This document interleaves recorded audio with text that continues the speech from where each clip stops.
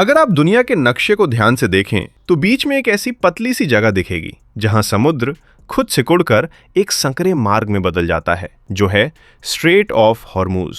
ये कोई साधारण जलमार्ग नहीं है, ये वो जगह है जहां से गुजरकर ही दुनिया की ऊर्जा अपनी मंजिल तक पहुंचती है। इस पर एक तरफ ईरान की निगरानी है तो दूसरी तरफ अरब देशों की निर्भरता, और बीच में फंसा हुआ है पूरी दुनिया का व्यापार। यहां लहरें शांत दिख सकती हैं, लेकिन इनके नीचे वो ताकत बह रही है जो देशों को बना भी सकती है और गिरा भी सकती है, जो है तेल। आज जब मिडिल ईस्ट में हालात तेजी से बदल रहे हैं और ईरान और यूनाइटेड स्टेट्स के बीच तनाव खुलकर सामने आ चुका है, तब ये छोटा सा रास्ता सिर्फ एक रूट नहीं रहा, ये एक खतरा बन चुका है।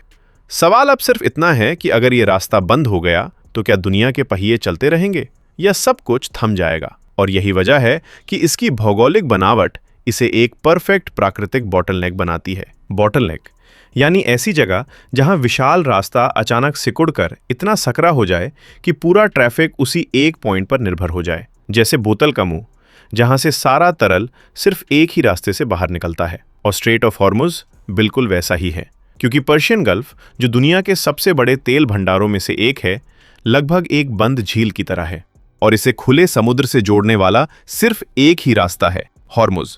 इसकी सबसे संकरी जगह पर यह महज 21 मील यानी करीब 33 किलोमीटर चौड़ा है। लेकिन इसमें भी असली दिलचस्पी इस बात में है कि इतनी चौड़ाई में से भी जहाजों के लिए इस्तेमाल करने योग्य रास्ता बहुत कम है। यहाँ 2 अलग अलग शिपिंग लेन्स हैं, एक जाने के लिए और एक आने के लिए, और हर लेन महज 2 मील चौड़ी है। इन दोनों के बीच एक बफर जोन है ताकि बड़े बड़े टैंकर एक दूसरे से टकरा न जाएं।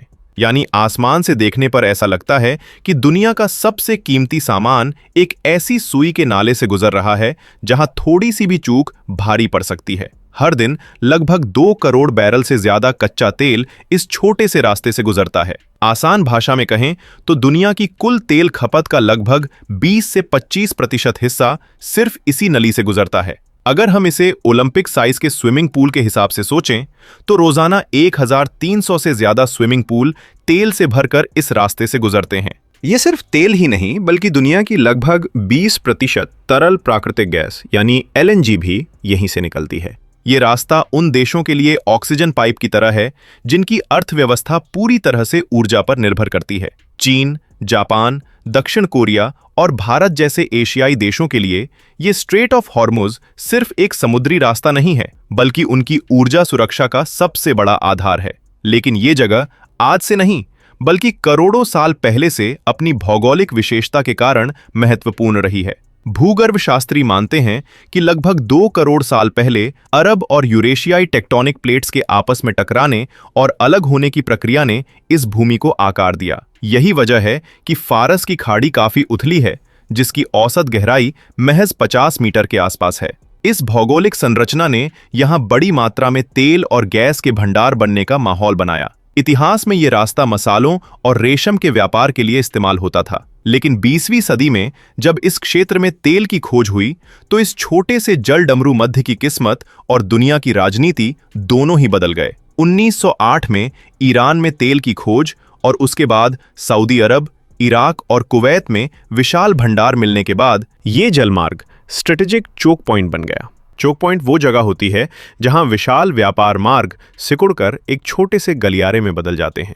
दुनिया में स्वेज नहर, पनामा नहर और मलक्का जलडमरू मध्य जैसे कई चोक पॉइंट हैं, लेकिन हॉर्मुज उन सबसे अलग हैं। स्वेज नहर में सुएज मैक्स आकार के जहाज जा सकते हैं, लेकिन हॉर्मुज से अल्ट्रा लार्ज क्रूड कैरियर्स जैसे विशाल टैंकर भी आसानी से गुजर सकते हैं। लेकिन यहाँ फंसी हुई सबसे बड़ी समस्या ये है कि इसका कोई विकल्प नहीं है। अगर ये रास्ता बंद हो जाए तो जहाज़ों को अफ्रीका के केप ऑफ गुड होप से होकर जाना पड़ेगा, जो कि यात्रा को 15 दिनों तक बढ़ा देगा और ढुलाई की लागत को आसमान छुआ देगा। यही वजह है कि अमेरिका और अन्य वैश्विक शक्तियों के लिए इस छोटे से जलमार्ग को खुला रखना सबसे बड़ी सुरक्षा प्राथमिकता बन चुका है। अब जब आप ये समझ चुके हैं कि ये जलमार्ग दुनिया के लिए कितना महत्वपूर्ण है, तो सवाल उठता है कि आखिर इस रास्ते पर सबसे ज्यादा कमान किसके हाथ में है। जवाब एक है ईरान। ये देश सिर्फ इस जलडमरू मध्य के उत्तरी किनारे पर बैठा ही नहीं है, बल्कि उसने अपनी भौगोलिक स्थिति को एक जबरदस्त हथियार में बदल दिया है।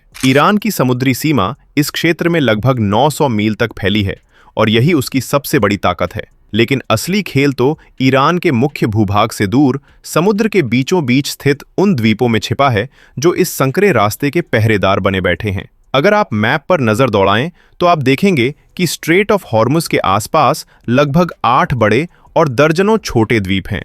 इनमें से 7 द्वीपों पर ईरान का सीधा और मजबूत कब्जा है। सबसे अहम हैं किशम द्वीप, लार्क द्वीप, हेंगम द्वीप और अबू मूसा द्वीप। ये द्वीप सिर्फ जमीन के टुकड़े नहीं हैं, ये ईरान के अड्डे हैं। लार्क द्वीप की स्थिति इतनी सटीक है कि ये शिपिंग लेन के उस हिस्से को अपनी पकड़ में रखता है जहां से सबसे ज्यादा तेल के जहाज गुजरते हैं। ईरान ने इन द्वीपों को अपनी सुरक्षा चौकियों में बदल दिया है। यहाँ पर मिसाइल प्रणाली, रडार स्टेशन और तोपखाने इस तरह लगाए गए हैं कि इस संकरे रास्ते से गुजरने वाली किसी भी चीज पर नजर रखना ईरान के लिए बच्चों का खेल बन गया है। ईरान की सबसे बड़ी सामरिक ताकत उसके पास मौजूद मिसाइल तकनीक है।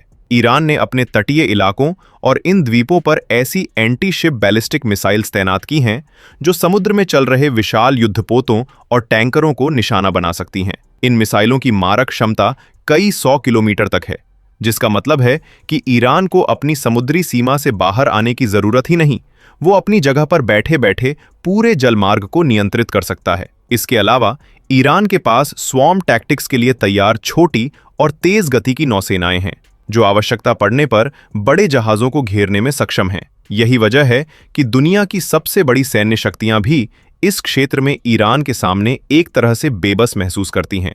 1980 के दशक के टैंकर युद्ध से लेकर 2019 में ब्रिटिश तेल टैंकर जब्त करने तक ईरान ने बार बार दिखाया है कि स्ट्रेट ऑफ हॉर्मुज पर उसकी मजबूत पकड़ है। ये सिर्फ एक चोक पॉइंट नहीं, बल्कि एनर्जी ट्रेड का कंट्रोल गेट है, जिसे ईरान चाहे तो बंद करके दुनिया पर दबाव डाल सकता है और चाहे तो खोलकर आर्थिक लाभ कमा सकता है। दुनिया इस दबाव को समझती है और इसीलिए कुछ देशों ने इसके विकल्प खोजने की कोशिश की है। सऊदी अरब ने ईस्ट वेस्ट पाइपलाइन बनाई है जो तेल को लाल सागर तक पहुंचाती है, और यूएई ने Abu Dhabi crude oil pipeline के जरिए ओमान की खाड़ी तक रास्ता निकाला है। लेकिन यहाँ एक कड़वा सच ये है कि ये पाइपलाइनें स्ट्रेट ऑफ हॉर्मुज की क्षमता का एक छोटा सा हिस्सा ही संभाल पाती हैं। स्ट्रेट ऑफ हॉर्मुज से रोजाना लगभग 2 करोड़ बैरल तेल गुजरता है, जबकि इसके अलावा मौजूद सभी वैकल्पिक मार्गों की संयुक्त क्षमता केवल 40 से 50 लाख बैरल रोजाना है। यानी अगर स्ट्रेट ऑफ हॉर्मुज बंद हो जाए तो दुनिया के पास पूरे तेल सप्लाई का बैकअप तैयार करने के लिए न तो पर्याप्त समय है और न ही संसाधन। यही वजह है कि ईरान की ये भौगोलिक ताकत सिर्फ एक चेतावनी नहीं, बल्कि एक वास्तविक खतरा बनकर सामने खड़ी है। अब सवाल ये है कि अगर ईरान अपनी धमकी को सच कर दिखाए और हॉर्मुज को बंद कर दे तो आखिर होगा क्या? क्या ये सिर्फ एक क्षेत्रीय झड़प रह जाएगी या इसका असर पूरी दुनिया को झकझोर कर रख देगा?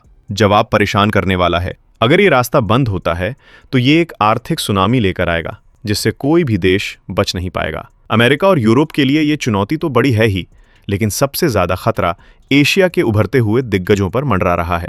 चीन, जो दुनिया का दूसरा सबसे बड़ा अर्थव्यवस्था वाला देश है, अपनी आधी से ज्यादा ऊर्जा जरूरतों के लिए इसी रास्ते पर निर्भर है। जापान और दक्षिण कोरिया, जिनके पास खुद के तेल के भंडार ना के बराबर हैं, उनके लिए ये स्ट्रेट ऑफ हॉर्मुज सांस लेने की नली की तरह है। स्ट्रेट ऑफ हॉर्मुज को लेकर भारत की स्थिति और भी ज्यादा नाजुक है।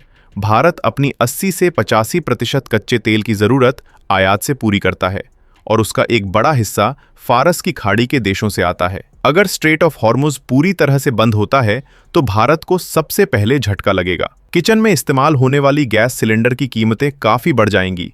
पेट्रोल डीजल के दाम आसमान छुएंगे। एक अनुमान के मुताबिक अगर ये रास्ता 1 महीने तक बंद रहा तो तेल की कीमतें $200 प्रति बैरल को पार कर सकती हैं। यानी एक आम नागरिक की जेब पर सीधा असर पड़ेगा। लेकिन यहाँ एक और दिलचस्प पहलू है। ईरान खुद भी इसका शिकार होगा। ईरान अपने तेल का निर्यात इसी रास्ते से करता है और उसे अपनी रिफाइनरी जरूरतों के लिए पेट्रोलियम उत्पादों का आयात भी इसी रास्ते से करना पड़ता है। तो इसे बंद करना ईरान के लिए भी आत्मघात जैसा होगा। लेकिन संकट की स्थिति में राष्ट्र अक्सर तर्क से बाहर निकल जाते हैं।